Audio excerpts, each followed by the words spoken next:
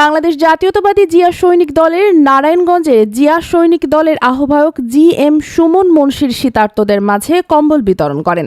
বিশেষ প্রতিনিধির প্রতিবেদনে বিস্তারিত। নারায়ণগঞ্জ জেলা শাখার আহ্বায়ক জি.এম. সুমন মুন্সির উদ্যোগে নারায়ণগঞ্জ সিটি কর্পোরেশনের ৩ নং ওয়ার্ডে শীতার্তদের মাঝে কম্বল বিতরণ করা হয়েছে। মঙ্গলবার সকালে নারায়ণগঞ্জের সিদ্ধিরগঞ্জ থানার ৩ নং ওয়ার্ডের মুক্তিনগর এলাকায় গরিব অসহায় শীতার্তদের মাঝে কম্বল বিতরণ অনুষ্ঠানে প্রধান অতিথির বক্তৃতা দেন নারায়ণগঞ্জ জেলা বাংলাদেশ জাতীয়তাবাদী জিয়া সৈনিক দলের আহ্বায়ক জি.এম. সুমন মুন্সি। এ সময় তিনি বলেন, সমাজের প্রতিটি মানুষের উচিত মানুষের সেবায় নিজেকে নিয়োজিত করা। তারুণ্যের অহংকার বিএনপির ভারপ্রাপ্ত চেয়ারম্যান তারেক রহমানের নির্দেশে আজকে এই শীতার্তদের মাঝে কম্বল বিতরণ করা হয়েছে। একজন শীতার্ত মানুষের গায়ে একটি কম্বল দিতে পারা অনেক আনন্দের বিষয়। আমাদের প্রত্যেককে স্ব অবস্থান থেকে জনসেবায় নিজেকে আত্মনিবেদন করতে হবে। জনসেবায় আত্মনিবেদন করা পরম ইবাদত।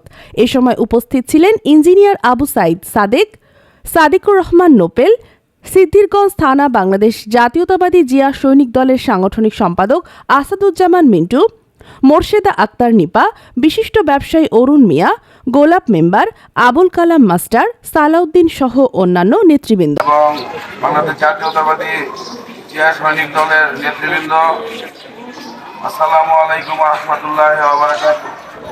আমি আজকে এলাকার সন্তান হিসেবে এগিয়ে এসেছি গরিব দুঃখী হতদরিদ্র মানুষের শীত বস্ত্র বিতরণের জন্য।